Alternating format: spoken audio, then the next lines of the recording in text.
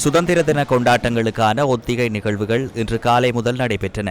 கொழும்பில் உள்ள சுதந்திர சதுக்கத்தை சுற்றியுள்ள பல வீதிகள் இன்று பிற்பகல் 1:30 வரை மூடப்பட்டிருக்கும் எனவும் விசேட போக்குவரத்து திட்டம் செயற்படுத்தப்பட உள்ளது எனவும் போலீசார் தெரிவித்தனர்.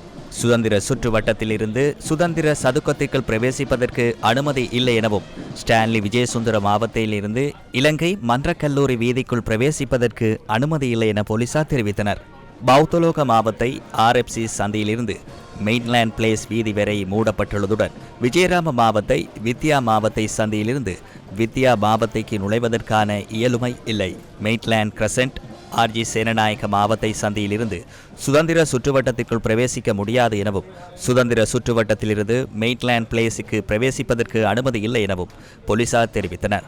ஹோட்டன் பிளேஸ் மெயின்லேண்ட் கிரசன்ட் சந்தையிலிருந்து சுதந்திர சுற்றுவட்டத்திற்குள் பிரவேசிக்க முடியாது எனவும் போலீசார் அறிவித்துள்ளனர். சுதந்திர தின கொண்டாட்டங்களுக்கான விசேட பாதுகாப்பு போக்குவரத்து ஏற்பாடுகளுக்காக 2000 போலீஸ் உத்தியோகத்தர்கள் ஈடுபடுத்தப்பட்டுள்ளதாக போலீசார் தெரிவிக்கின்றனர். 1500 பேர் பாதுகாப்பு நோக்கங்களுக்காக கடமையில் ஈடுபடுத்தப்பட்டுள்ளதாகவும் போலீஸ் ஊடக பேச்சாளர் உதவி போலீஸ் அத்தியட்சகர் FE வூட்லர் தெரிவித்தார். இந்த வருட தேசிய சுதந்திர தின கொண்டாட்டங்களில் சுமார் 2000 விருந்தினர்கள் பங்கேற்பார்கள் என எதிர்பார்க்கப்படுகின்றது.